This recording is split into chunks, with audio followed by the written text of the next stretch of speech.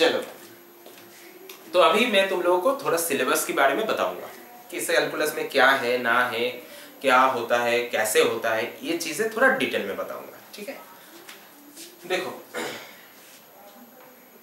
ये जो कैलकुलस है ना, इसका दो पार्ट्स होता है। मैं थोड़ा अपने तरीकों से बताता हूं, सिलेबस में क्या है ना है वो तो बता ही देंगे। ठीक है,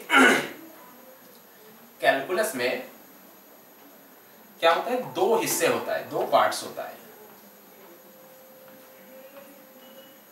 पहली पार्ट्स को कहा जाता है डिफरेंशियल कैलकुलस,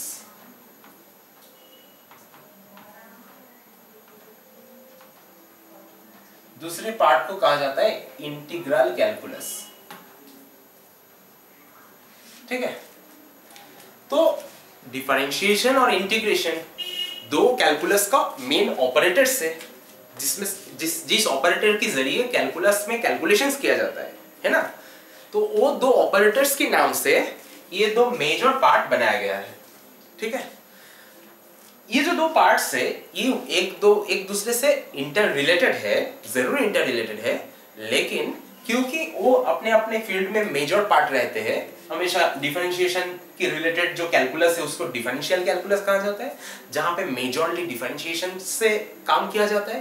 मतलब बहुत तरह की डिफरेंशिएशन होता है, नॉर्मल डिफरेंशिएशन होता है, पार्शियल डिफरेंशिएशन होता है, सब कुछ तुमको पता चल जाएगा। लेकिन बात यह है कि जिस पार्ट में डिफरेंशिएशन ऑपरेटर के जरिए, डिफरेंशिएशन एक ऑपरेटर होता है। अब ऑपरेटर क्या है पूछोगे तुम, ऑपरेटर एक फंक्शन की तरह होता है। ठीक है, फंक्शन मतलब क्या, जिसमें एक इनपुट डालोगे तो एक आउटपुट निकल के आएगा, इनपुट डालोगे तो आउटपुट निकल के आएगा।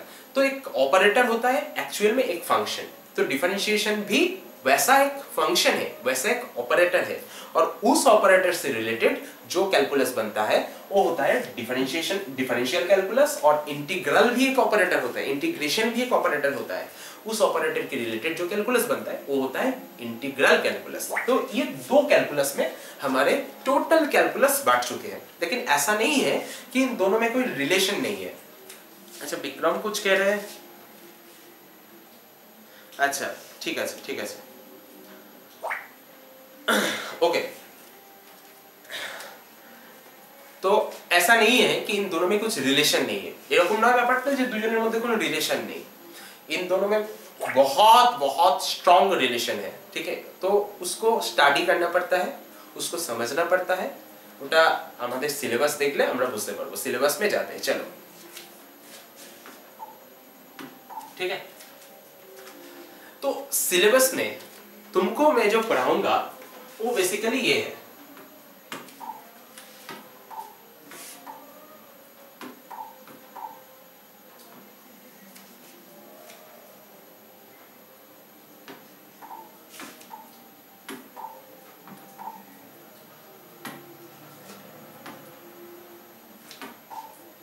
एक मिनट रुक जाओ।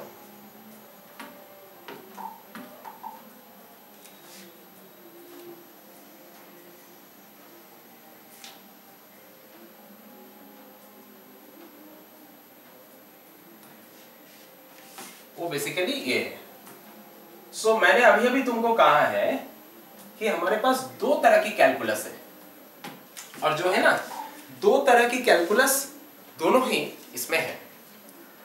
लेकिन कैलकुलस बहुत बड़ा सब्जेक्ट होता है, छोटा सब्जेक्ट नहीं है, बिल्कुल छोटा सब्जेक्ट नहीं है।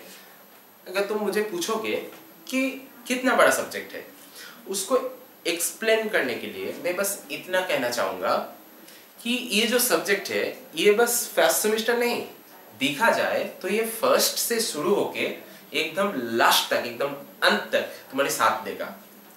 हो सकता है डायरेक्ट सब्जेक्ट के जरिए साथ देगा, मतलब डायरेक्ट सब्जेक्ट के जरिए तुम्हारे सिलेबस में आएगा। हो सकता है उसके एप्लीकेशन तुम्हारे सिलेबस में होगा, लेकिन हमेशा होगा।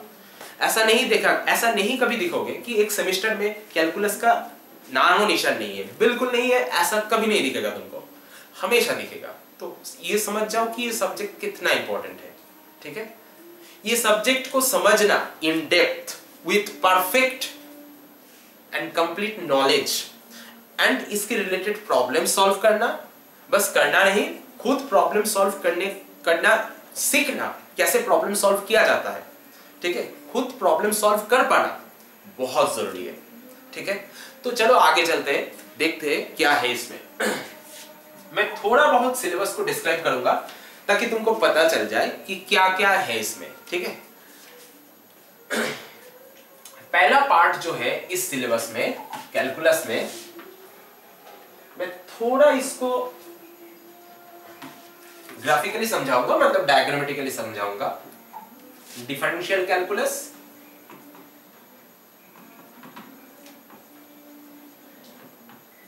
Integral calculus.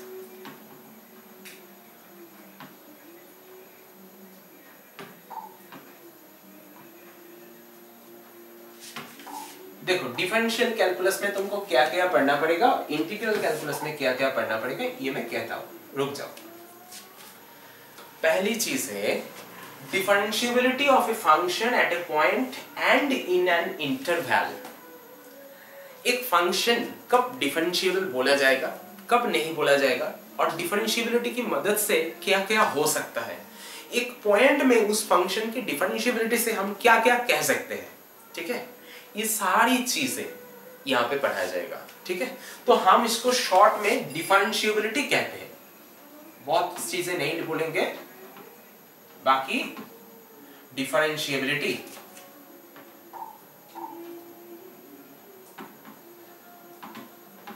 बाकी तो इन डिटेल्स में बोलेंगे पढ़ाने की टाइम पे, ठीक है। अभी बहुत सारी चीजें नहीं लिखेंगे, अभी बस थोड़ा थोड़ा ही लिखते हैं, ओके। नेक्स्ट आते हैं meaning of sign of derivative. ये बड़ी खतरनाक चीज है, meaning of sign of derivative. इस पे क्या क्या है मैं तुमको कहता हूं। देखो कभी कभी दिखा जाता है, तुम लोग कार्व तो देख चुके हो ना, कार्व तो तुम लोग बहुत छोटे थे तब से कर रहे हो। कहां से कर रहे हो? क्लास 10 में ग्राफिकल सॉल्यूशन चीजें, ऐसी चीजें आ जाता है। उसके बाद 11-12 में भी कर्व्स के रिलेटेड बहुत चीजें पढ़ाया जाता है। तो मान लो कि मैं एक आर्बिट्ररी कर्व ड्रॉ किया, बहुत आर्बिट्ररी कर्व ड्रॉ किया, जिसका मतलब जैसे मनचाहा ड्रॉ कर लिया, ऐसे ड्रॉ कर लिया, ठीक है। तो तुम एक झलक में इसको देख के क्या कहोगे कि ये कर्व ऊपर जा रहा है। सब कहेंगे, सब ऐसे ही कहेंगे ना कि ये कर्व ऊपर जा रहा है, और एक दूसरे कर्व ड्रॉ के लिए ये ऐसे कर्व ड्रॉ किया, तो लोग इसको देख के क्या कहेंगे कि ये कर्व नीचे जा रहा है, ऐसा ही कहेंगे ना। तो ये चीजें पता चल सकता है डेरिवेटिव को स्टडी करके कि कर्व ऊपर जा रहा है या नीचे जा रहा है, ठीक है। कुछ कर्व ऐसा भी होता है, जैसे ये कर्व ऊपर गया फिर नीचे आया, फिर ऊपर गया फिर नीचे आया, ये भी डेरिवेटिव के जरिए बता सकते हैं हम, बहुत अच्छे से बता सकते हैं, ठीक है। कि कौन सी कर्व ऐसे ऊपर जाएगा फिर नीचे आएगा, फिर ऊपर जाएगा फिर नीचे आएगा, फिर ऊपर जाएगा फिर नीचे आएगा, या फिर ऐसे कॉन्स्टेंटली ऐसे चलता रहेगा। सारी चीजें बोल सकते हैं, बहुत अच्छे से बोल सकते हैं, ठीक है। और ये किसकी मदद से बोलेंगे? डेरिवेटिव की मदद से। कैसे बोलेंगे? साइन को देख के, मतलब डेरिवेटिव पॉजिटिव है या फिर नेगेटिव है, या फिर एक पॉइंट पे पॉजिटिव है या फिर सारे पॉइंट पे पॉजिटिव है, एक पॉइंट में नेगेटिव है या फिर सारे पॉइंट में नेगेटिव है, ऐसे चीजों देख के, या फिर जीरो है डेरिवेटिव, ऐसे चीजों को देख के ये चीजें बोल सकते हैं हम। ये कर्व का नेचर क्या है, इसको नेचर कहते हैं कर्व का, ठीक है, ओके। मैं अभी तो रफली बोलूंगा, फिर जब पढ़ाऊंगा सब्जेक्ट के अंदर जाऊंगा तब तो डिटेल्स में बोलूंगा। अभी तुम ये मेरे को देख रहे हो ना, मैं रफली बोल रहा हूं कि बस कर्व का नेचर जानेंगे डेरिवेटिव की साइन की मदद से, लेकिन कैसे जानेंगे ये तो नहीं बोला अभी तक। बोलेंगे जब पढ़ाएंगे, सब्जेक्ट के अंदर घुसेंगे तब बोलेंगे। अभी बोल के क्या फायदा, वो तो अच्छे से बोलना पड़ता है ना। अभी रफली बोलने से उसको कोई फायदा नहीं होगा, ठीक है। अभी क्या हो सकता है उसका मैं तुमको फ्यूचर दिखाता हूं, ठीक है। तो क्या क्या करेंगे इसका फ्यूचर व्यू दिखाते हैं पहले, ठीक है। फिर जब कराएंगे उसके अंदर तो जरूर सीखोगे। अब देखो ये हो गया कि नेचर कर्व का कैसे होता है। अब एक बहुत इंटरेस्टिंग चीज है, देखो ये जो कर्व है, तुम लोग लेंस पढ़े हो ना फिजिक्स में, हाँ या ना बोलो? लेंस पढ़े हो ना? हाँ सर। बिल्कुल यस सर, यस सर। बिल्कुल, ठीक है प्रियोजित? हाँ दादा पढ़े से। बेश, तो ये जो लेंस है ना, तुम तो पढ़े ही होंगे कि दो तरह की लेंस होता है। एक होता है कॉन्वेक्स, जिसको उत्तल लेंस कहा जाता है बंगाली में, और दूसरा होता है कॉनकेव, जिसको अवतल लेंस कहा जाता है बंगाली में, है ना। तो लेंस का जो ये कॉन्सेप्ट है ना, कॉनकेव ही या कॉन्वेक्स से, वो तो दोनों का कॉम्बिनेशन है, ठीक है, ठीक है। तो कॉम्बिनेशन पे अभी नहीं जाएंगे क्योंकि हम फिजिक्स नहीं पढ़ाएंगे, हमको फिजिक्स पता भी नहीं है। तो हम मैथ्स के रिलेटेड जितना है उतना ही बोलेंगे, ठीक है? तो बात क्या है कि ये जो कॉनकेव या फिर कॉन्वेक्स आता है, ये कॉन्सेप्ट मैथ्स का है, ठीक है? फिजिक्स में यूज होता है, बेसिक कॉन्सेप्ट मैथ्स का है, फिजिक्स में यूज होता है। ऐसे बहुत सारी चीजें हैं जो कॉन्सेप्ट मैथ्स का है, फिजिक्स में यूज होता है, ठीक है? मैं अभी तुमको बोला कि मैं फाइनेंशियल मैथमेटिक्स फील्ड में काम करता हूँ, इसका मतलब है कॉन्सेप्ट मैथ्स का है लेकिन काम करता है फाइनेंस की फील्ड में, ठीक है? कॉन्सेप्ट स्टैटिस्टिक्स और मैथ्स का है, मैथ्स और स्टैटिस्टिक्स का है लेकिन काम करता है फाइनेंस की फील्ड में, ठीक है? जो भी हो, मतलब ऐसे मैथ्स का कॉन्सेप्ट सारी दुनिया में जो भी फील्ड्स है सारे फील्ड्स में काम कर रहा है, चाहे वो जियोग्राफी हो, चाहे वो केमिस्ट्री हो, चाहे वो बायोलॉजी हो, सारे फील्ड्स में काम करता है, ठीक है? तो तुम निश्चिंत रहो, अगर तुम मैथ्स तुमको अच्छी तरह से मालूम है ना, तो तुम्हारे लिए वैल्यू जो होगा, जो बनेगा वैल्यू, वो तुम सोच भी नहीं सकते। लेकिन उसके लिए अच्छी तरह से खुद को वैल्यूएट करना पड़ेगा, खुद का वैल्यू बनाना पड़ेगा, ठीक है? मैं तुमको पहले दिन ही बोल चुका हूँ, मेरा जो पहले इंट्रोडक्शन था उसमें ही बोल चुका हूँ कि एक स्टूडेंट को पहले दिन से अपने करियर पे फोकस रखना चाहिए। करियर कैसा बनाऊं, इतना एग्रेशन होना चाहिए, जैसे विराट कोहली होता है ना, जब क्रीज में होता है विराट कोहली, देखा है ना उसका एग्रेशन, वो वाला एग्रेशन होना चाहिए। अगर होगा ना तब तुम ढंग की स्टूडेंट हो, तुम्हारे अंदर भूख है, तुम्हारे अंदर एग्रेशन है, ये वाला एग्रेशन होना चाहिए, ठीक है? एग्रेशन मतलब ये नहीं कि जिसको सामने मिला पेट दिया, ऐसा नहीं है, ठीक है? ऐसा करोगे तो बिल्कुल बहुत बेकार की चीज हो जाएगा, ठीक है? एग्रेशन मतलब ये है कि अपने अंदर भूख है, अपने अंदर करियर की लेके एग्रेशन है, ठीक है? करियर में, अपने करियर में किसी को 1 इंच भी जमीन नहीं छोड़ना है, ये एग्रेशन होना चाहिए, ठीक है? इसको कहते हैं एग्रेसिव करियरिस्ट, जो तुमको बनना चाहिए, ठीक है? और मेरे साथ रहोगे तो मैं बना के छोड़ूंगा, ओके? तो अभी जो बात कर रहे थे कि कर्व जो होता है ना, ये कर्व बेसिकली जो फीचर्स दिखाता है, इस फीचर को हम कहते हैं कॉन्वेक्स। लेकिन इसको कन्वेक्स बोलेंगे तो गलत बोल दिया, क्योंकि देखो लेंस को तो ऐसे कन्वेक्स ये बोला जाता है, ये कन्वेक्स लेंस हो गया, ठीक है? ओके, लेकिन ये जो कर्व है, इसको अगर तुम नीचे से देखोगे तो तुमको कॉन्वेक्स दिखेगा, ऊपर से देखोगे तो कॉन्केव दिखेगा। क्या दिखेगा? नीचे से देखोगे तो कन्वेक्स दिखेगा, ऊपर से देखोगे तो कॉन्केव दिखेगा, ठीक है? ओके, टर्मिनोलॉजी को लेके अगर किसी को टेंशन हो जाए, मतलब क्या कॉन्वेक्स है क्या कॉन्केव है, तो मुझे बोलना, ठीक है? कॉन्वेक्स मतलब उत्तल, कॉन्केव मतलब अवतल। मेरे को हिंदी नहीं मालूम है इस चीजों का, मैं टर्मिनोलॉजी को लेके हिंदी में नहीं जा सकूंगा, लेकिन जब टर्मिनोलॉजी है वो सारी बंगाली भी मालूम नहीं है, मैक्सिमम इंग्लिश में ही मालूम है, ठीक है? वही तुमको होना चाहिए, क्योंकि काम में तो लगता नहीं है हिंदी वाला टर्मिनोलॉजी या फिर बंगाली वाला टर्मिनोलॉजी, तो काम में लगता नहीं है, जो लगता है वो इंग्लिश वाला टर्मिनोलॉजी है। तो तुमको भी इंग्लिश वाला टर्मिनोलॉजी याद रखना पड़ेगा, हिंदी वाला या फिर बंगाली वाला बाद में जाके तुम भी भूल जाओगे मेरे जैसा, ठीक है? ओके, तो क्या है, ये जो पार्ट है, इस पार्ट को इधर से देखेंगे तो हमको दिखेगा कॉन्वेक्स, इधर से देखेंगे तो हमको दिखेगा कॉन्केव। तो पता कैसे चलेगा कि इधर से जब देख रहे हैं ये कॉन्केव है या कॉन्वेक्स है? तुम बोलोगे देख के पता चलेगा। अरे बाबा, देख के तो जरूर पता चलेगा, लेकिन उसको मैथमेटिकली डिफाइन कैसे करेंगे, ये तो जरूरी है, ठीक है? और भी बहुत सारी चीजें हैं, जैसे मान लो कि एक ब्रिज बन रहा है, ब्रिज, ठीक है? तो ब्रिज का एक पर्टिकुलर जगह में उसका जो कर्व है वो कॉन्केव या फिर कॉन्वेक्स बनेगा, वो उसको मैथमेटिकली फॉर्मुलेट करना पड़ता है। तो कैसे करेंगे? तो उसके लिए डेरिवेटिव का साइन का इस्तेमाल हो जाता है, डेरिवेटिव का साइन का इस्तेमाल वहां पे होता है, ठीक है? ओके, तो ऐसे बहुत सारी चीजें हैं, बस ब्रिज तो एक एग्जांपल है, बहुत सारी चीजें हैं। जैसे पानी का फ्लो होता है ना, वाटर का फ्लो, हाँ, तुम्हारे घर में पानी आता है ना म्युनिसिपैलिटी वाला पाइपलाइन से, आता है या नहीं आता है? बोलो मुझे, आता है ना?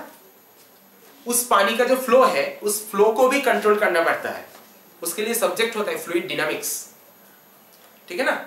उस फ्लो में भी ये सवाल आता है कि कॉन्केव है या कॉन्वेक्स, ठीक है ना?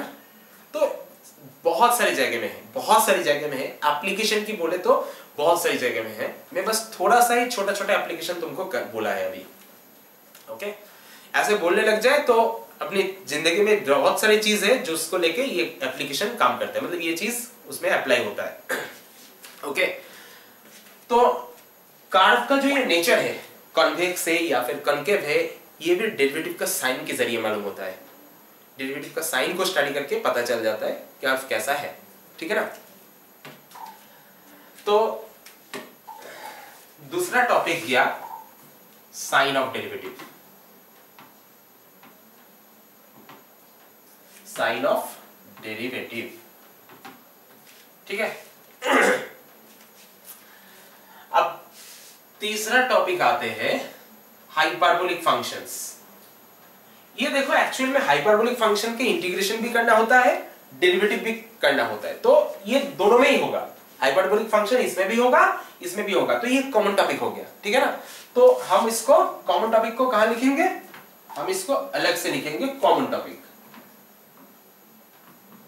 मतलब दोनों में ही जो है उसको लिख रहे हैं।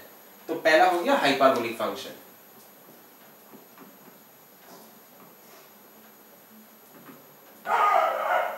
पहला हो गया हाइपरबोलिक फंक्शन। अच्छा एक मिनट, नेक्स्ट आते हैं हायर ऑर्डर डेरिवेटिव्स। मतलब तुमने तो पढ़ चुके होंगे, तुमने तो डिफरेंशियल इक्वेशंस भी किया है 11-12 में, तो second order derivative, third order derivative, ये सब चीजें तो मालूम होना चाहिए। तो हायर ऑर्डर डेरिवेटिव्स,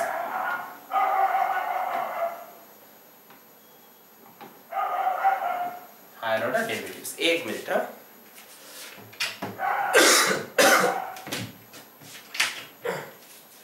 ओके, फिर आते हैं लीबनिज़ रूल।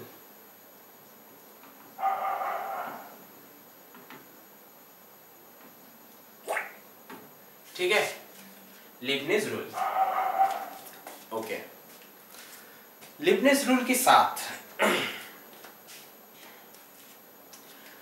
और एक टॉपिक आते हैं। तो लीबनिज़ रूल क्या करते हैं, बेसिकली क्या करते हैं लीबनिज़ रूल? लीबनिज़ रूल होता है हायर ऑर्डर डेरिवेटिव का एक जरिया, ठीक है, जिससे बहुत कॉम्प्लिकेटेड फंक्शंस का भी डेरिवेटिव बहुत आसान से किया जाता है। ये लीबनिज़ एक बहुत बड़े मैथमेटिशियन है, इनका बहुत सारे थ्योरी है, उन थ्योरी में से ये एक छोटा सा थ्योरी है, ठीक है, लीबनिज़ रूल।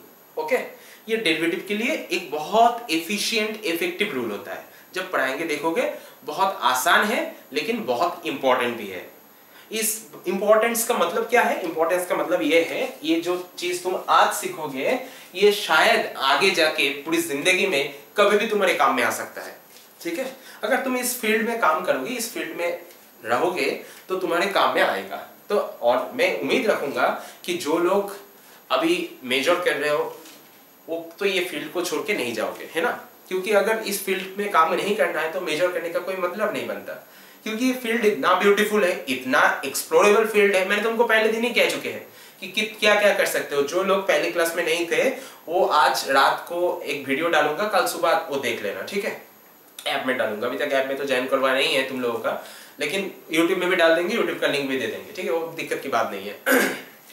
तो वो देख लेना कि क्या क्या अपॉर्चुनिटीज है, ठीक है। जो मेजर की फील्ड में, मैथ्स मेजर में है, उनका दूसरे फील्ड में जाने का कोई मतलब नहीं बनता। मतलब वो अगर वो क्यों करेगा बंदा, वो बंदा क्यों बैंक में नौकरी करेगा, मेरे को बताओ। जो मैथ्स मेजर कर रहा है उसको बैंक में क्यों नौकरी करना है ना। अगर बैंक में नौकरी करना था तो मैथ्स मेजर क्यों किए, है ना, सीधी बात है, ठीक है। तो ऐसे ही तुम लोग, मैं उम्मीद रखूंगा कि तुम लोग आगे जाके इस फील्ड में ही काम करोगे, चाहे वो मेरी तरह करो या बाकी जो टीचर्स है, सुब्रत सर, मोहित सर, उनकी तरह करो, किसी भी तरह करो, लेकिन फील्ड में रहोगे। मैं भी फील्ड में हूँ, वो लोग भी फील्ड में है, लेकिन अलग अलग जगह में है, ठीक है ना। बहुत सारे जगह होते हैं, हम लोग जो जगह में, उसके अलावा भी बहुत सारी जगह है, ठीक है, मैंने तुमको ऑलरेडी कह चुका है। ओके, नेक्स्ट आते हैं इनडिटरमिनेट फॉर्म्स। इनडिटरमिनेट फॉर्म्स का, जैसे तुम लोग, मेरे को लगता है तुम्हारे सिलेबस में एल हॉस्पिटल्स रूल था, उसको एक्चुअली में कहा जाता है लॉपिटल रूल, लॉपिटल, ठीक है ना। उसका वर्ड का जो प्रोनाउंसिएशन होता है लॉपिटल होता है, लेकिन तुम लोग किया है उसको हम रफली एल हॉस्पिटल्स भी कहते हैं, तुम लोग तो किया है ना, तो वो भी है।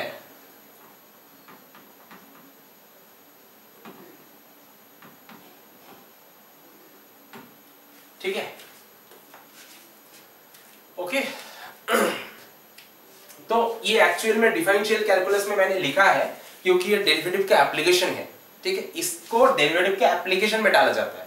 देखो डायरेक्ट डेरिवेटिव जो है, डेरिवेटिव करना, ठीक है, वो चीज बहुत कम होता है। जैसे लीबनिज़ रूल, ये डेरिवेटिव करने का एक रूल होता है, ठीक है, डेरिवेटिव करने का एक रूल होता है। ठीक है, तुम्हारी हायर ऑर्डर डेरिवेटिव्स है, इधर देखो हायर ऑर्डर डेरिवेटिव्स, ये भी डेरिवेटिव करने का एक रूल है, हायर ऑर्डर डेरिवेटिव्स, ठीक है। लेकिन ये जो साइन ऑफ डेरिवेटिव है, ये डिफरेंशिएबिलिटी, ये भी डेरिवेटिव करना है, ठीक है। ये साइन ऑफ डेरिवेटिव है, ये लॉपिटल रूल है, ये होता है एप्लीकेशन ऑफ डिफरेंशियल कैलकुलस, मतलब डिफरेंशियल कैलकुलस को किस काम में अप्लाई किया जाता है, ठीक है, ओके। और भी सारे एप्लीकेशंस है, और भी सारे एप्लीकेशन है जो हम इसके साथ कराएंगे, तो उसको रफली लिखते हैं एप्लीकेशंस, रफली ऐसे लिख के देते हैं एप्लीकेशंस, ओके। तो ये चीज जो हो गया, यहां पे लिखा है देखो, differentiability of a function, meaning of sign of derivative, higher order derivative, Leibniz rule and it application in the problem types. ये हम नहीं अभी बोलेंगे कैसे किया जाता है, ये तो बाद में बोलेंगे, तभी तुमको मालूम पड़ जाएगा इस फंक्शन को क्यों लिखा है, ये अभी नहीं बोलेंगे। इनडिटरमिनेट फॉर्म्स, मतलब इनडिटरमिनेट फॉर्म्स को करने का रूल होता है एल'होस्पिटल्स रूल, इसलिए एल'होस्पिटल्स रूल लिखा है, ठीक है, कोई प्रॉब्लम नहीं है। ये हो गया तुम्हारा पूरा डिफरेंशियल कैलकुलस। अब आते हैं इंटीग्रल कैलकुलस पे, क्या क्या है क्या क्या नहीं है पहले देख लेते हैं। देखो इंटीग्रल कैलकुलस में ना तुम्हारे पहले जो चीज सिलेबस में दिया गया है वो होता है रिडक्शन फॉर्मूला,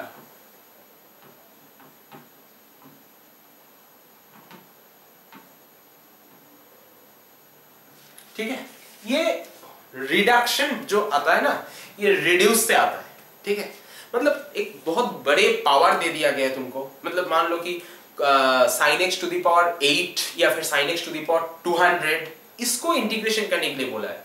तो करना पॉसिबल है क्या ऐसे नॉर्मली, जो sin x to the power n जैसे फंक्शन का इंटीग्रेशन बहुत बड़ा हो जाएगा, कितना तुम तोड़ते जाओगे, कितना तोड़ोगे उसको, कितना तोड़ोगे, तो ये बहुत बड़ा इंटीग्रेशन हो जाएगा। तो उसको छोटा करके करने का जो फॉर्मूला होता है वो होता है रिडक्शन फॉर्मूला।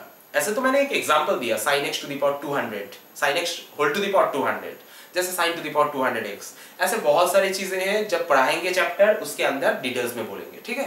लेकिन रिडक्शन क्या होता है, बहुत बड़े इंटीग्रेशन को छोटे करके करने का तरीका होता है रिडक्शन, ठीक है। ये होता है इंटीग्रेशन करने का एक प्रोसेस, ओके। जैसे डिफरेंशिएशन का एक प्रोसेस होता है लीबनिज रूल, वैसे ही इंटीग्रेशन का एक प्रोसेस होता है ये वाला रिडक्शन फॉर्मूला, ठीक है। तुम बोलोगे कि हम लोग तो रिडक्शन पढ़ चुके, इंटीग्रेशन पढ़ चुके हैं 11-12 में, वहां पे तो कोई रिडक्शन फॉर्मूला नहीं था।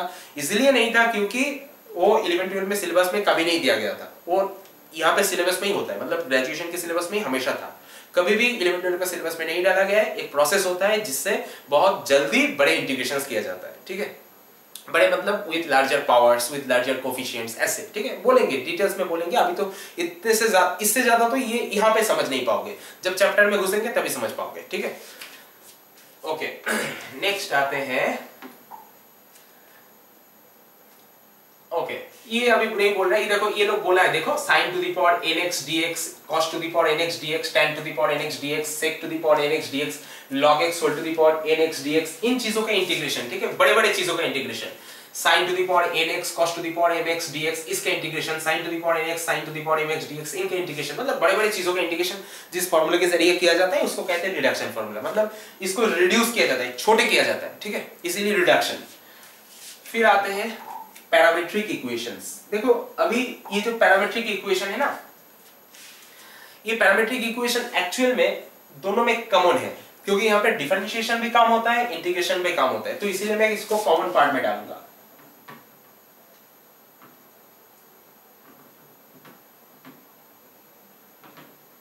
ठीक है, कॉमन पार्ट में डालूंगा, ओके। फिर पैरामीटराइजिंग ए कर्व, एक कर्व को कैसे पैरामीटर के जरिए लिखा जाता है, तुमको थोड़ा बहुत आइडिया तो है इस चीज का, क्योंकि तुम बहुत सारी चीज कर चुके होंगे। मैं फिर भी एक चीज बताता हूं, ठीक है, just to show you what is parametric equation. तुम लोग को पता भी है, जैसे मैं अगर सर्कल बोलूंगा, circle with centre at the origin and radius a, तो इसकी इक्वेशन तुम लोग मुझे क्या कह सकते हो, एक बार बताओगे? बताओगे इसकी इक्वेशन क्या कह सकते हो? देखा ना मैंने क्या लिखा, सर्कल विथ सेंटर एट 0 0, मतलब ओरिजिन एंड रेडियस है। जो भी मालूम है वो बताओ, पैरामीट्रिक बताने का जरूरत नहीं है, जो मालूम है, जो पता है, जो मन में आ रहा है वही बताओ। X square plus y square equal to a square. बढ़िया है, ठीक है। X square plus y square equals to a square. अब इसमें एक पैरामीटर के इंट्रोडक्शन किया जाता है। पैरामीटर क्या होता है? जो अकेले एक्स और वाई दोनों को कंट्रोल कर सकता है। तो अभी फिलहाल जो इक्वेशन है इसमें क्या है, एक्स और वाई इंडिपेंडेंट है। इस इंडिपेंडेंट का मतलब क्या है मैं तुमको समझाता हूं। ये बहुत डीप नॉलेज है, ठीक है, लेकिन मैं थोड़ा छोटे करके अभी समझाता हूं। अभी तो चैप्टर में नहीं घुसे, अभी तो बस सिलेबस डिस्कस कर रहे हैं। जब चैप्टर में घुसेंगे तब वो डीप नॉलेज देंगे। अभी बस छोटे करके समझाता हूं, ठीक है। जैसे मान लो ये तुम्हारा सर्किल है, मान के चलो, ठीक है। तो इस सर्किल के ऊपर एक पॉइंट ले लिया, इस पॉइंट का कोऑर्डिनेट डाल दिया x, y। चलो बहुत अच्छा, डाल दिया।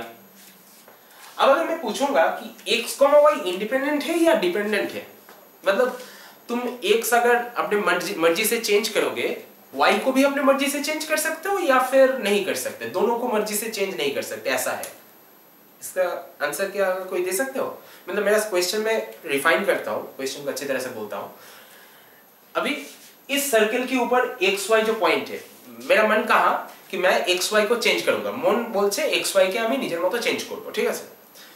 The question is whether can I change x and y at my will, আমার ইচ্ছে মতো আমি কি x আর y কে চেঞ্জ করতে পারি, নাকি or I have to change y accordingly the change in x। क्या कहते हो तुम लोग? सर एक्स वाई मान तो चेंज करते ही पारी, बट हाउ, মানে how, that is the question. How x y ইচ্ছা মতো চেঞ্জ করতে পারি, নাকি এক্স এর চেঞ্জের উপর ডিপেন্ড করে ওয়াই এর চেঞ্জ, আবার ওয়াই এর চেঞ্জের উপর ডিপেন্ড করে এক্স এর চেঞ্জ? স্যার এক্স এর উপর ডিপেন্ড তো করতে হবে, যেমন যদি ইনসাফিসিয়েন্ট হয়ে যায়, যদি ইকুয়াল টু 0 হয়ে যায়, তাহলে তো স্যার মান আসবে না কোনো। রাইট, ঠিক আছে আনসারটা, বাট প্রপার আনসার আমি একটু দিচ্ছি। Let me just change x and y independently at my will. So suppose I am putting a new point here. It is my new x comma y. X and y both have been changed. So you see, the point may not be on the circle. The point may not represent the circle. Okay? But if I change x, मान लो कि मैंने x का value का change किया। x का value क्या था? x का वैल्यू u वाला था ना? u वाला डिस्टेंस x था। तो मान लो मैंने, हाँ कृतिमा कुछ कहना चाहते हो?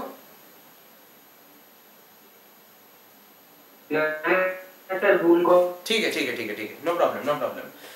तो ये हुआ है तुम्हारा x।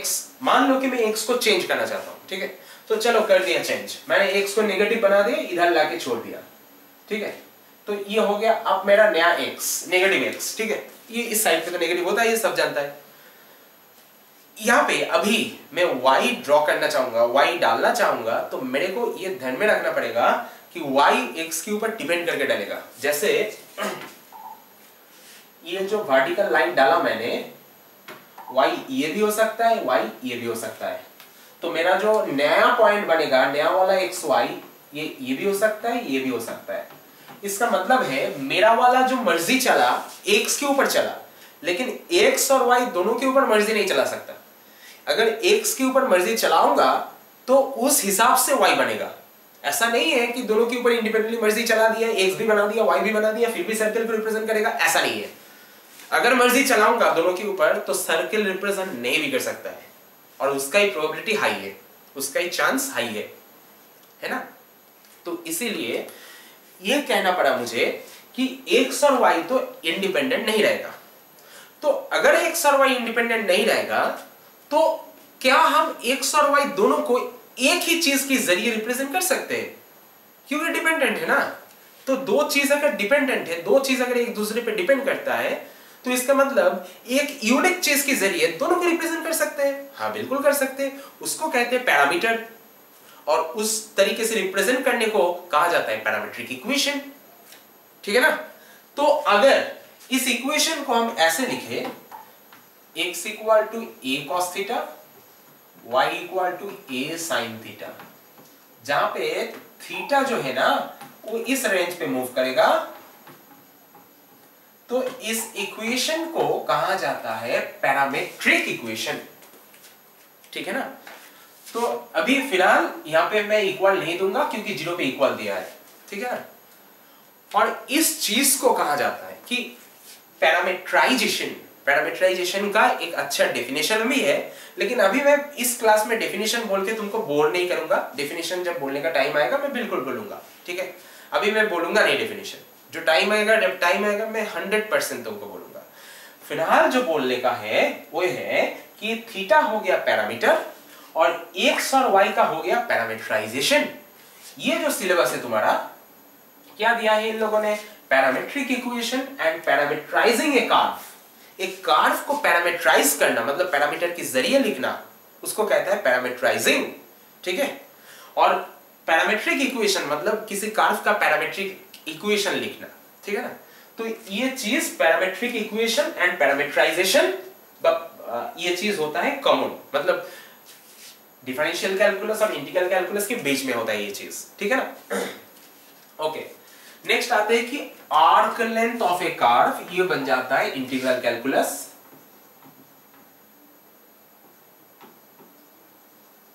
देखो आर्क लेंथ तुम्हारा दो चीज है, एक हो गया arc length of A curve, दूसरा हो गया arc length of parametric curves. ठीक है। तो हम अलग अलग से नहीं लिख रहे हैं, नॉर्मल कर्व का भी आर्क लेंथ निकलना पड़ेगा, पैरामेट्रिक कर्व का भी आर्क लेंथ निकलना पड़ेगा। ठीक है ना। ओके ना। तो फिर यहां पे आर्क लेंथ होगी इंटीग्रल कैलकुलस का पार्ट। और नेक्स्ट आते हैं एरिया अंडर ए कर्व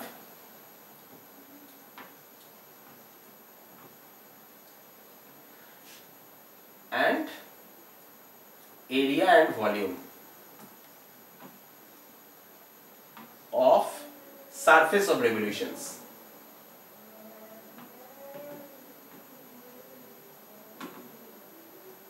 ठीक है। तो ये हो गया तुम्हारा पूरा सिलेबस। क्या कहते हो तुम लोग? मजा आएगा? ये जो चीज बोला अभी पढ़ने में मजा आएगा? क्या लग रहा है? मजा तो आएगा भाई, बिल्कुल आएगा, क्योंकि मजेदार चीज तो यही है कि यहाँ पे कर्व का नेचर पढ़ना है। सबसे मजेदार चीज कर्व कैसा होता है, क्यों होता है, ये चीजें पढ़ना है। ये तो बहुत इंटरेस्टिंग है। और यहाँ पे आर्क लेंथ जो है, तुमको अभी तक पूरी चीज तो बता नहीं पाए, बताएंगे धीरे धीरे। जो आर्क लेंथ है मैं थोड़ा डिस्क्राइब कर देता हूं। मान लो कि ये कर्व है, ठीक है, जो भी है कर्व है। इस कर्व का यहां से इतने तक का लेंथ निकालना है। लेंथ क्या होता है? कभी मेजरिंग टेप देखा है, जिसको कहते हैं ना फीते, फीते ये सब कहते हैं ना, मेजरिंग टेप। तो उस मेजरिंग टेप को अगर इसके बराबर लगा दिया जाए तो कितना लेंथ निकल के आएगा? ये होता है आर्क लेंथ, आर्क का लेंथ। ठीक है। ओके। फिर नेक्स्ट क्या था? एरिया अंडर ए कर्व। मतलब ये कर्व है, तुमने एक्स एक्सिस वाई एक्सिस डाल दिया। ठीक है। ये कर्व है, तुमने एक्स एक्सिस वाई एक्सिस डाल दिया, तो वहां पे क्या निकल के आएगा? दो अगर ऑर्डिनेट्स ले लिया तुमने, ये मान लो ए पॉइंट, ये मान लो बी पॉइंट, तो जो एरिया इस कर्व के नीचे एक्स एक्सिस तक आ रहा है, मतलब ये दो लाइन के बीच में इस कर्व के नीचे जो एरिया एक्स एक्सिस तक बनता है, उसको कहते हैं कि एरिया अंडर ए कर्व। ठीक है।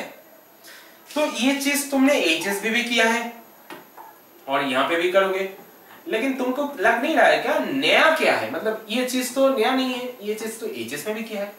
नया तो ये बात है कि यहाँ पे जो कर्व्स तुम लेके एचएस में काम किए थे ना, वो बहुत सिंपल सा कर्व था। वहां पे उतने ज्यादा कॉम्प्लिकेशंस तो नहीं थे, बहुत सिंपल सा कर्व था। वहां पे ना तो बहुत सारा कर्व तो नहीं था, पहली बात है। ठीक है।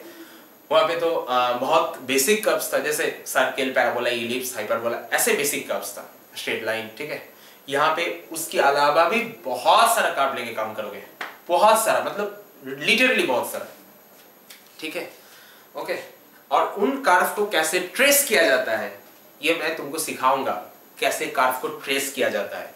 और एक्चुअल में यही मेरा पहला उद्देश्य है, तुमको ये सब कराने से पहले कर्व को कैसे ट्रेस किया जाता है, कैसे उसको ड्रॉ किया जाता है, कैसे उसको तुमको पता कैसे चलेगा कि कर्व कैसा है? लेकिन उसके लिए तो सबसे पहले तुमको ये चीज पढ़ना पड़ेगा, ये साइन ऑफ डेरिवेटिव का मीनिंग। ये चीज नहीं पढ़ोगे तो कर्व ट्रेस नहीं कर पाओगे। तो वो मैं सिखाऊंगा तुमको, उसके लिए थोड़ा पेशेंस रखना पड़ेगा। फिर आते हैं एरिया अंडर ए कर्व, बोला क्या है ना है। फिर आते हैं area and volume of surface of revolution. एक चीज मैं तुमको पूछता हूं, चलो ये कर्व ले लिया, ये एक लाइन ले लिया, तुम सोचो कि क्या होगा ऐसे कर्व और लाइन लेके? दिखाता हूं मैं, बिल्कुल दिखाऊंगा। इस लाइन को एक्सिस बना के, एक्सिस जानते हो ना, जिसके अबाउट घुमा जाता है, जिसके अबाउट घुमाया जाता है, उसको कहते हैं एक्सिस। ठीक है, तो इस लाइन को एक्सिस बना के इस कर्व को ऐसे ऐसे घुमाया जाएगा, ऐसे ऐसे घुमाया जाएगा। क्या बनेगा? क्या बनेगा? इस लाइन को एक्सिस बना के इस कर्व को ऐसे घुमाया जाएगा। कभी देखा नहीं है क्या? बहुत सारी चीज देखा है यहाँ पे, ऐसे मेरी गो राउंड नहीं देखा है क्या? देखा तो बिल्कुल है, जैसे नागरदोला घोड़े है ना। तो ऐसे इसको एक्सिस बना के अगर इसको घुमाया जाएगा, क्या बनेगा? एक सरफेस बनेगा। एक सरफेस, कैसा सरफेस बनेगा?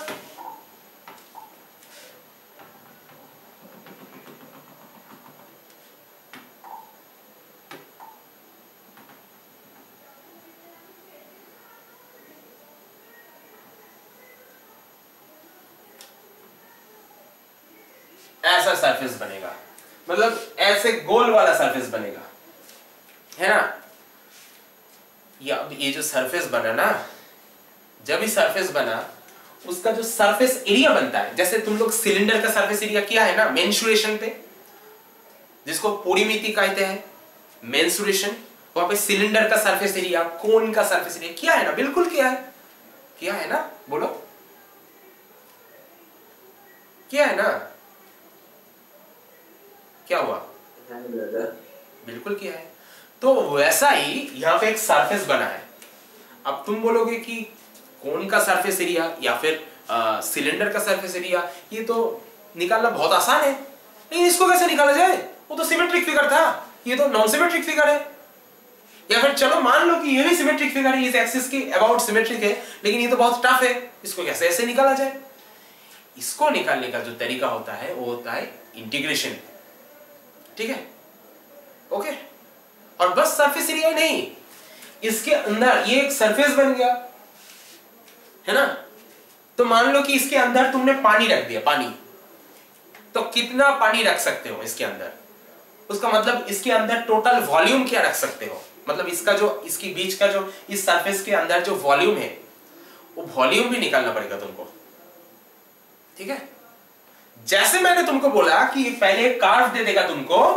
मान लो कि ये जो पैराबोला है, इसकी इक्वेशन ले लेते हैं, y² = x। चलो कर्व दे दिया तुमको, ठीक है।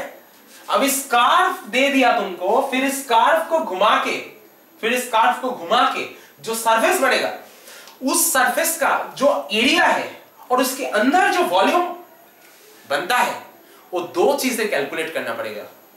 ये है इंटीग्रल कैलकुलस का लास्ट जो टॉपिक है, मैंने जो अभी बताया ना इंटीग्रल कैलकुलस में लास्ट टॉपिक, एरिया अंडर ए कर्व की बात, area and volume of surface of revolution, है ना।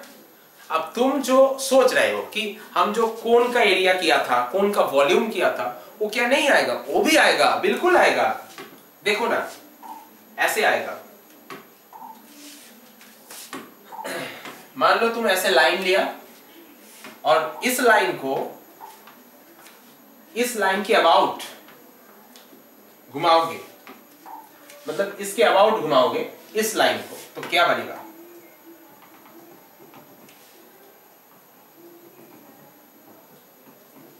कौन बन गया? कौन बन गया? ये लाइन घूमेगा ना, ऐसे ऐसे घूमेगा, ऐसे ऐसे घूमेगा, ऐसे ऐसे घूमेगा, बन गया कौन? इसके अबाउट घुमा रहे हो ना, बन गया कौन। अब इस कोन का जो एरिया है, सरफेस एरिया, इस कोन का जो अंदर का वॉल्यूम है, सारी चीजें निकालना पड़ेगा। जब हम लोग छोटे होते हैं, जब हमारा क्लास 9, 10, 11, 12 ऐसे क्लासेस होता है, वहां पे ये चीजें फॉर्मूला के जरिए किया जाता है। अब तुम बोलोगे कि फॉर्मूला के जरिए तो सब चीज किया जा सकता था, तो क्यों नहीं किया? क्योंकि सब चीज करने के लिए जो फॉर्मूला होता है वो बहुत डिफरेंट होता है। मतलब तुम अगर मुझे पूछोगे कि यू वाले कर्व का जो सरफेस ऑफ रेवोल्यूशन बना, इसका जो एरिया, इसका जो वॉल्यूम है, उसका भी तो फॉर्मूला होगा, किसी ना किसी फॉर्मूला तो होगा ही। अरे बाबा, ये कैलकुलेशन मैं करूंगा तो कोई ना कोई रिजल्ट तो निकल के आएगा, उसको फॉर्मूला बोलूंगा। तो तुम मुझे पूछ सकते हो कि हम जब छोटे थे तब इसका क्यों नहीं किया गया है, बस कोन का क्यों किया गया है? क्योंकि अगर ऐसे हर एक कर्व के लिए किया जाएगा तो कितने सारे फॉर्मूला बनेगा? एक बार सोचो, कितने सारे फॉर्मूला बनेगा। एक पैराबोला के लिए कितना फॉर्मूला बनता है, खुद देखो, इधर देखो। Sir b = πr² h/3। हाँ, मैं वही तो कह रहा हूं कि कोन का जो फॉर्मूला है, वैसा सारे फॉर्मूला को तुम निकालने जाओगे तो बहुत सारा फॉर्मूला बनेगा। इसीलिए छोटे बच्चों को ये चीजें सिखाया नहीं जा सकता। और इस फॉर्मूला को निकालने का जो तरीका होता है वो होता है इंटीग्रेशन। उस इंटीग्रेशन हमको सिखाएगा कि कैसे इसको निकाला जाता है, कैसे इसका वैल्यू निकाला जाता है। तो ये हो गया हमारा कैलकुलस का लास्ट टॉपिक। ठीक है, बोलो। अब सिलेबस मैंने डिस्कस किया जो तुम लोगों को मेजर एंड माइनर पे पढ़ाया जाएगा कैलकुलस में। ये है वो सिलेबस जो तुमको मेजर एंड माइनर पे पढ़ाया जाएगा मेरे क्लास में। ठीक है, एंड इन डिटेल हर एक चीज, हर एक पार्ट, हर एक प्रॉब्लम कराया जाएगा। ओके, तो मैं अब तक बस सिलेबस डिस्कस किया। अब थोड़ी बहुत स्टार्टिंग में घुसता हूं क्योंकि टाइम बहुत हो चुका है, लेकिन थोड़ा बहुत मैं डिस्कस करूंगा, थोड़ा बहुत जो बेसिक्स है। ठीक है ना?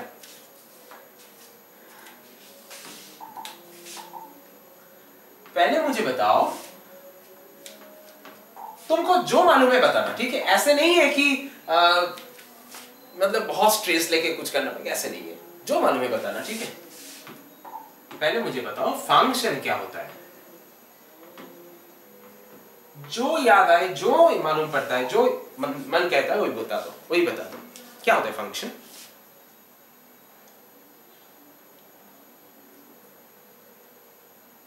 बोलो। Sir, f such that R to R where f of x is equal to x. Okay, ये एक फंक्शन का एग्जांपल दिया तुमने।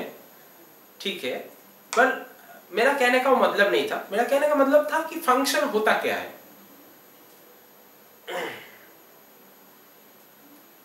मतलब मैं तुमको अगर पूछूंगा कि गाड़ी क्या होता है, तो उसका आंसर तो ये नहीं दोगे तुम कि मतलब मर्सिडीज एक गाड़ी है। मैं बस ये पूछना चाहता हूं कि होता क्या है। मतलब नॉर्मली बोलो, मैथमेटिकल नहीं चाहिए, नॉर्मल चाहिए।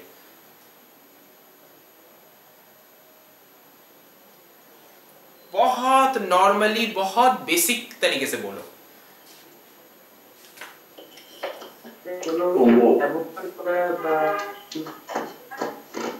अच्छा ठीक है, पहले कृतिमय बोलो।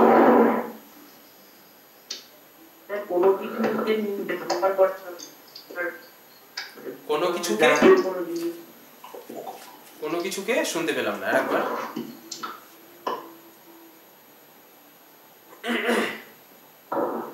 আজ আমি শুনতে পেলাম না পুরোটা। বিক্রম কি বলছিস? বিক্রম স্যার কিছু বলো, কি বলো তো হচ্ছে না স্যার ব্যাপারটা। যা মনে আসে বলে ফেল, ঠিক আছে? যদি কিছু না মনে আসে নিজের নাম রোল নাম্বারই বলে ফেলবি, ঠিক আছে? যাই হোক, मजा করছি। तो फंक्शन की basically what is function? Function वो होता है जिनको एक आउटपुट देने से एक ही जिसको एक इनपुट देने से एक ही आउटपुट निकलता है। क्या बोला? जिसको एक इनपुट देने से एक ही आउटपुट निकलता है, ये होता है फंक्शन। एक लाइन में खत्म। ठीक है, क्या बोला मैंने, जिसको एक इनपुट देने से बस एक ही आउटपुट निकल के आएगा, लेकिन आएगा जरूर। ठीक है, ये होता है फंक्शन। ओके, बात खत्म। ठीक है, इतना अगर तुम समझ जाओ ना, मेरा गारंटी है तुमसे कि तुम ये फंक्शन रिलेटेड जितने भी चीज है इसको लेकर कभी टेंशन नहीं लोगे। बस इतना चाहिए समझना। क्या बोला मैंने, मैं तुमको अपनी मन रिपीट करने के लिए कहूंगा, मैं जो बोला उसको रिपीट कर लो एक बार, अपनी मन रिपीट करो। क्या बोला मैंने, जिसको एक इनपुट देने से बस एक ही आउटपुट आएगा। रिपीट करो अपने मन से, जिसको एक इनपुट देने से बस एक ही आउटपुट निकल के आएगा। एग्जाम्पल तो बहुत सारा है तुम्हारे सामने, जैसे तुम्हारे दोस्त खुद एक एग्जाम्पल अभी पहले ही दे चुके हैं, मैं भी बहुत सारे एग्जाम्पल दे सकता हूं, लेकिन एग्जाम्पल से पहले चीजों को समझना बहुत जरूरी है। ठीक है, क्या बोला मैंने, जिसको एक इनपुट दोगे तुम। अब इनपुट देने के लिए तो इनपुट होना चाहिए तुम्हारे सामने। इनपुट तुम जहां से लाके दोगे ना, उसको कहा जाता है डोमेन, जहां से इनपुट दोगे। फॉर एग्जाम्पल, मान लो कोई मशीन है, कुछ भी कर सकता है मशीन, जैसे वो मशीन क्या करता है, मोबाइल बनाता है। मान लो कि मोबाइल बनाता है, जैसे मोबाइल में तुम लोग पढ़ रहे हो, कोई लोग, कई लोग मोबाइल पे पढ़ रहे हो। ठीक है, तो मोबाइल बनाने का जो मशीन है, ठीक है, तो उसको एक इनपुट दिया जाएगा, एक आउटपुट निकाल के आएगा। जैसे मान लो कि उसको एक इनपुट दिया जाएगा, जैसे उसको मेमोरी चिप दिया जाएगा, तो आउटपुट निकाल के आएगा। अब मेमोरी चिप बनाने का कुछ कंपनीज है, उन कंपनीज का जो पूरे इंफ्रास्ट्रक्चर है उसको हम डोमेन कहते हैं। मतलब वहां से मेमोरी चिप उठाया जाएगा, मशीन पे दिया जाएगा और बहुत सारी चीजें दिया जाएगा, बन के आएगा एक फोन। ठीक है, तो ये जो चीज है, ये जो मशीन है, ये एक फंक्शन है, लेकिन इसमें बहुत सारे इनपुट हो सकता है, बहुत सारे इनपुट हो सकता है। जैसे मेमोरी चिप हो गया, कैमरा हो गया, मतलब एक फोन बनाने के लिए जितने भी कंपोनेंट्स है, सारे कंपोनेंट्स उस पे दोगे तब एक पूरा फोन निकल के आएगा। ठीक है, तो ये जो फंक्शन होता है, इनफैक्ट इनपुट बहुत सारा लगता है, आउटपुट एक ही निकलता है। ठीक है, ओके, एक सिंपल सा फंक्शन देख लेते हैं। जैसे मान लो, क्या कहें, मान लो रोटी बनाने का मशीन, रोटी बनाने का मशीन, ठीक है, जिसपे तुम आटा डाल रहे हो और रोटी बन के निकल रहा है। ठीक है, मान लो कि उसमें पानी ऑटोमेटिक आ जाता है, पानी तुम डाल नहीं रहे हो, बस आटा डाल रहे है, रोटी बन के आ रहा है। ठीक है, रोटी बनाने का जो मशीन है। ओके, तो इसमें इनपुट क्या बन गया, आटा बन गया इनपुट, रोटी बन गया आउटपुट। ठीक है, ओके, लेकिन कभी ऐसा नहीं हो सकता है कि तुमने उस पे आटा डाला और सूप निकल के आ गया, ऐसा नहीं हो सकता है। बात समझ रहे हो? तो इनपुट डालने से एक ही आउटपुट निकल के आएगा, दो आउटपुट, तीन आउटपुट नहीं निकल के आ सकता है। ठीक है, ओके, तो ये होता है फंक्शन। जैसे अभी तुम्हारे दोस्त ने कहा, ऐसे एक फंक्शन लेंगे,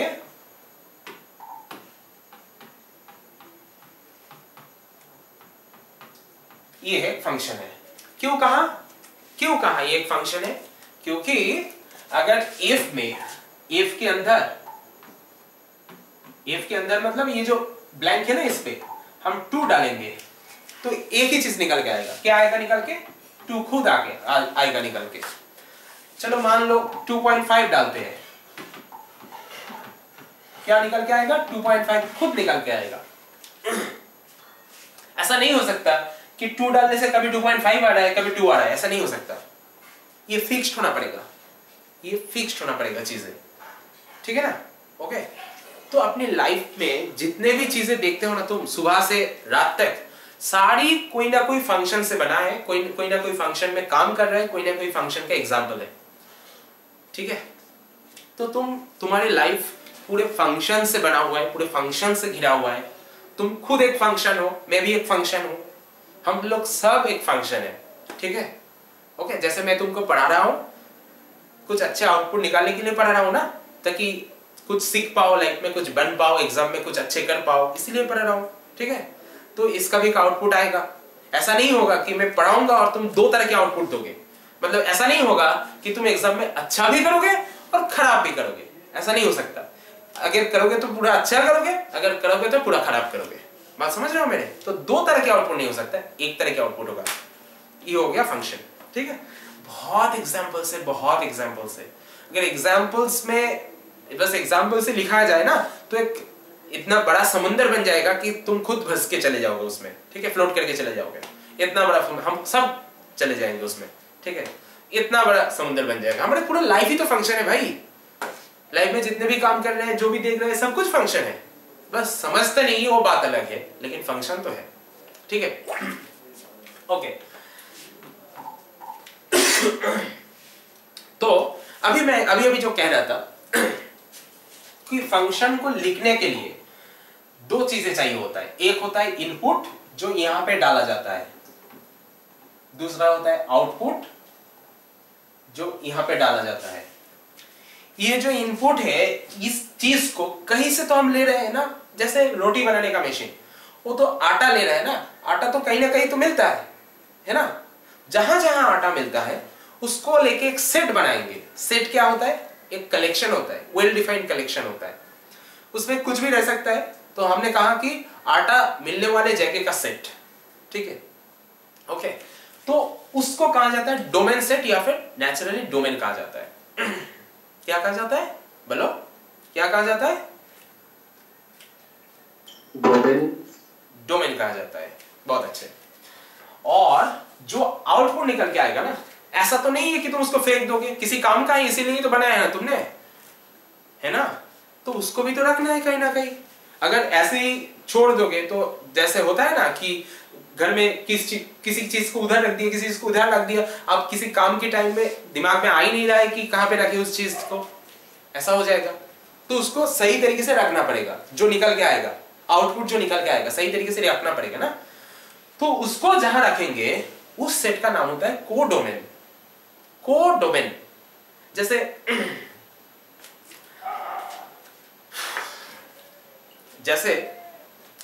को मतलब जो साथ आता है, को मतलब वो साथ साथ आता है, ठीक है। जैसे ऑर्डिनेट के साथ कोऑर्डिनेट, ठीक है। जैसे काउंटेबल के साथ को काउंटेबल, मतलब ऐसे जो को मतलब जो साथ आता है, जो डोमेन की साथ आता है, इसीलिए कोडोमेन। मतलब जब तुम डोमेन ले रहे हो एक फंक्शन का तो ऑटोमेटिक एक बन जाएगा जिसको कोडोमेन मिलेगा तुमको, जो कोडोमेन बोला जाएगा, ठीक है। डोमेन क्या होता है? जो इनपुट्स होता है उसका कलेक्शन। कोडोमेन क्या होता है? जो आउटपुट्स होता है उसका कलेक्शन। सीधी बात है, बहुत सिंपल सी बात है, ठीक है। उम्मीद है इतना तो समझ चुके होंगे। अब थोड़ा आगे बढ़ते हैं, थोड़ा आगे बढ़ते हैं। ये चीज समझना जरूरी है, अगर नहीं समझोगे तो ये कैलकुलस पढ़ के मजा नहीं मिलेगा तुमको, ठीक है। क्योंकि मैं बार बार इस चीजों का इस्तेमाल करूंगा जब मैं पढ़ाऊंगा, पढ़ाने की टाइम पे बार बार कई जगह पे इस चीजों का इस्तेमाल करूंगा जो मैं अभी बोल रहा हूँ, फंक्शन वाला चीज। तो उतना मजा नहीं आएगा अगर अंडरस्टैंडिंग क्लियर नहीं होगा तो, ठीक है। ऐसे लगेगा क्या बोल रहा है भाई, कुछ समझ में नहीं आ रहा है, ऐसे लगेगा, ठीक है, ओके। तो इसीलिए थोड़ा ध्यान देके समझ जाओ, ठीक है, ओके। तो क्या बोला मैंने? इनपुट होगा जो डोमेन वाला सेट है उसका मेंबर्स, आउटपुट होगा जो कोडोमेन वाला सेट है उसका मेंबर्स, ठीक है। अब फंक्शन बनाने का जो तरीका है, उस तरीका में एक चीज तो साफ है कि एक इनपुट का दो आउटपुट नहीं निकल सकता। मतलब कोई एक इनपुट आएगा तो उसका आउटपुट बस एक ही होगा, लेकिन ऐसा हो सकता है कि दो अलग इनपुट का सेम आउटपुट निकल के आए। क्या बोला मैंने? दो अलग इनपुट का सेम आउटपुट निकल के आए, ऐसा हो सकता है, ठीक है। फॉर एग्जाम्पल मैं तुमको बहुत सीधी चीज बताता हूं। मान लो तुम्हारे सामने एग्जाम है, ठीक है, तुम्हारे प्रैक्टिकल लाइफ लेके बताता हूं। मान लो तुम्हारे सामने एग्जाम है, ठीक है, तो तुम सोच रहे हो कि कैसे पढ़ाई कवर किया जाए ताकि पूरा चीज कवर भी हो जाए, अच्छी तरह मार्क्स भी आ जाए। तुम्हारे सामने दो प्लान्स है। एक है कि अपने जो स्लिप साइकिल है, मतलब नींद का जो साइकिल होता है, नींद तो जरूरी होता है ना हर एक के लिए, स्लिप साइकिल है, उसको छोटे छोटे पार्ट में तोड़ दो। मतलब छोटे छोटे जो नैप्स होता है ना, स्लिप होता है ना, वो छोटे छोटे पावर नैप्स ले लो, मतलब 2 घंटे बीच में ऐसे नैप्स ले लो, या फिर पूरे एक साथ 6 घंटे का नैप्स ले लो, मतलब बड़े वाले स्लीप ले लो, ठीक है। दो तरीका हो गया तुम्हारे सामने। अब बात सेम ही है, तुम अगर छोटे छोटे स्लीप लेके करोगे तब भी 6 घंटे सो रहे हो, अब अगर पूरा एक साथ 6 घंटे सोओगे तब भी 6 घंटे सो रहे हो, ठीक है। तो अगर छोटे छोटे स्लिप लेके सोओगे, उसके बीच बीच में पढ़ोगे, तो वो तुम्हारा जो रिजल्ट देगा, अगर एक साथ 6 घंटे सोओगे, बाकी टाइम पढ़ोगे, उसका भी रिजल्ट देगा। दो रिजल्ट सेम हो सकता है, बात समझ रहे हो? इनपुट अलग है लेकिन रिजल्ट सेम हो सकता है, क्योंकि एग्जाम में जाके परफॉर्मेंस तो तुम्हें ही करना है, ठीक है? पढ़ तो तुम ही रहे हो, परफॉर्मेंस तो तुम्हारी है, तो रिजल्ट सेम हो सकता है। मैथमेटिकली बोला जाए, फॉर एग्जाम्पल मान लो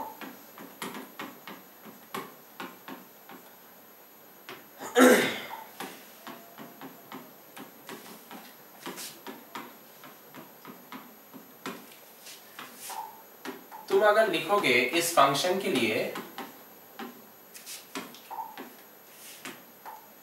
f ऑफ -2 और f ऑफ 2, देखो दोनों का ही वैल्यू 4 है, चाहे इनपुट -2 है या फिर 2 है, दोनों का आउटपुट सेम ही हुआ, 4 ही हुआ, ठीक है? तो मतलब फंक्शन के लिए बिल्कुल हो सकता है, लेकिन उल्टा नहीं हो सकता है। मतलब आउटपुट सेम आ गया, जैसे यहाँ पे आउटपुट सेम आया, उसका उल्टा तुमने इनपुट सेम डाला, आउटपुट अलग आ गया, ऐसा नहीं हो सकता है, ठीक है? इसका कहने का मतलब है, मैं एक प्रैक्टिकल लाइफ एग्जांपल देता हूं। दो दोस्त अगर सेम टाइप का उनका आईक्यू है, सेम टाइप का इंटेलिजेंस है, दो दोस्त उनका इंटेलिजेंस लेवल मान लो सेम है, ठीक है? पढ़ाई भी सेम कर रहे हैं, मतलब ये भी जितना पढ़ाई कर रहे हैं वो भी जितना पढ़ाई कर रहे हैं, सेम सेम सब कुछ सेम सेम, इंटेलिजेंस भी सेम है, ठीक है? एफर्ट भी सेम है, इंटेलिजेंस भी सेम है, सब कुछ सेम है, तो उनका रिजल्ट अलग नहीं हो सकता, सेम ही होगा। हाँ, ऐसा हो सकता है कि इंटेलिजेंस अलग है, एफर्ट सेम है, तब तो रिजल्ट अलग ही होगा, इंटेलिजेंस तो अलग ही है। या फिर इंटेलिजेंस सेम है, एफर्ट अलग है। ऐसे तो बहुत बार देखते हैं हम लोग कि एक भी बिल्कुल मेहनत नहीं करता, दूसरा बहुत मेहनत करता है, इंटेलिजेंस सेम है लेकिन एफर्ट अलग है, तो रिजल्ट तो अलग निकल के आएगा। लेकिन सब कुछ सेम है, इंटेलिजेंस एफर्ट सब कुछ सेम है, रिजल्ट अलग है, ये नहीं होता, ठीक है? ये मैं बोल रहा हूं कि इनपुट सेम है लेकिन आउटपुट अलग है, ये होना मुमकिन तो नहीं है, ठीक है? तो ये हो गया फंक्शन, ये हो गया फंक्शन, ओके? अब मान लो कि हम तुमको बोले कि भाई जो पहले सर्कल की इक्वेशन कहा गया था, मतलब x² + y² = a², या फिर a² को और भी आसान कर देते हैं, चलो 4 लिख देते हैं, ठीक है? मतलब ये सर्कल की इक्वेशन है, हम सब जानते हैं। अगर मैं पूछूं तुमसे कि इसको फंक्शन के जरिए लिखो, फंक्शन के जरिए लिखो मतलब तुम क्या लिखोगे?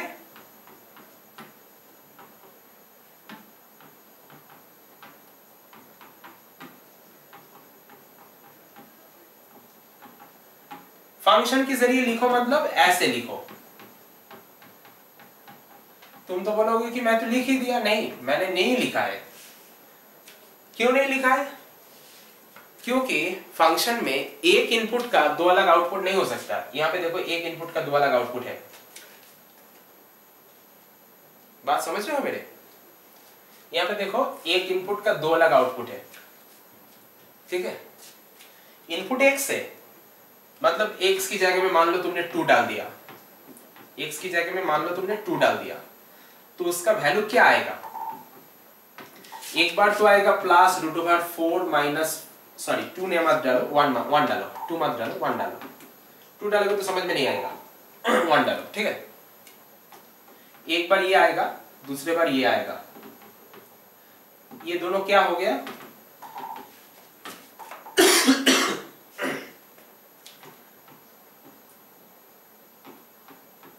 दोनों अलग हो गया ना। तो एक इनपुट डालने से दो अलग आउटपुट निकल के आ गया। देखो, ये तो फंक्शन का प्रॉपर्टी नहीं है। फंक्शन तो ऐसा कभी नहीं कर सकता ना। मानते हो या नहीं मानते हो? बोलो, ऐसा कर सकते हैं कभी फंक्शन? ना सर, नहीं कर सकता है। तो कुछ तो डाल में कला है इसमें। तो ये अगर कोई लिखेगा तो ये तो फंक्शन बिल्कुल नहीं है, तो कैसे लिखा जाए? ये क्या पढ़ रहा हूं मैं तुमको? ये अंडरस्टैंडिंग है, बेसिक अंडरस्टैंडिंग है, मैथमेटिकल अंडरस्टैंडिंग है, जिसको कहते हैं मैथमेटिकल मैच्योरिटी। जिसको कहते हैं मैथमेटिकल मैच्योरिटी, वो है, वो मैच्योरिटी दिलाने का कोशिश कर रहा हूं मैं तुम लोगों को, ठीक है? ये मैच्योरिटी एक बार अंदर आ जाए ना, तो फिर कोई भी फील्ड में, कोई भी जगह में तुम आसानी से निकल जाओगे। ये मैच्योरिटी नहीं होते स्टूडेंट्स में, इसीलिए दिक्कत होते हैं बाद में जाके। जो लोग कहते हैं कि मैथ्स टफ है उनको ये मैच्योरिटी नहीं मिलता है, ठीक है। एक बहुत आसान सी चीज है, कोई फिल्म का शुरुआत नहीं जानोगे तो अंत में क्या समझोगे तुम, क्लाइमैक्स क्या समझोगे, कुछ नहीं समझोगे ना। यही चीज है जो शुरुआत है जो तुमको समझना चाहिए, तभी अंत अच्छे से समझ में आ जाएगा, तभी क्लाइमैक्स अच्छे से समझ में आएगा। क्लाइमैक्स मतलब कोई भी पर्टिकुलर चैप्टर, ठीक है। बता सकते हो कोई कि इसको फंक्शन के जरिए कैसे लिखा जा सकता है, इस सर्किल को फंक्शन में कैसे लिखा जा सकता है?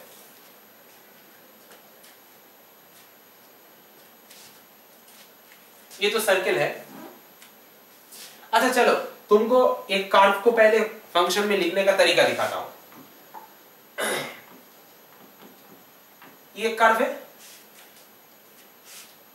क्या है कर्व, बोलो। मतलब क्या है, चीज क्या है, पैराबोला है ना। हाँ सर। हाँ, तो इसको तो बहुत अच्छे से लिखा जा सकता है, f(x = x²। कोई शक, बोलो, नहीं है ना। हाँ सर। तो ऐसे मैं चाहता हूं तुम मुझे बताओ, मैं ये चाहता हूं कि तुम मुझे बताओ कि जैसे पैराबोला को तुमने फंक्शन में कन्वर्ट कर दिया, वैसे इसको फंक्शन में कैसे कन्वर्ट करोगे?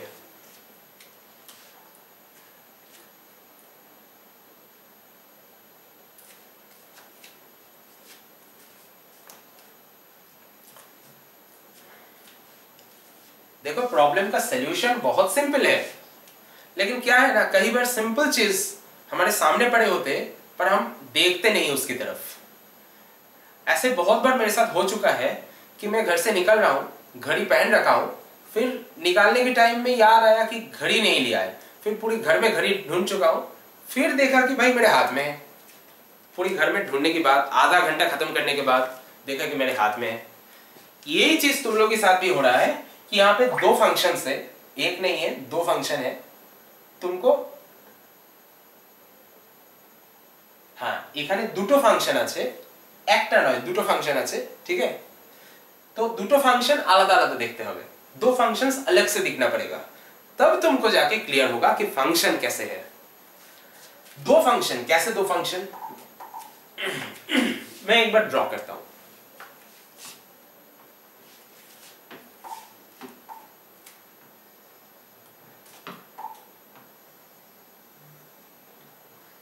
मैं अलग कलर से ड्रॉ कर रहा हूं ताकि तुमको समझ में आ जाए कि वो अलग फंक्शंस है।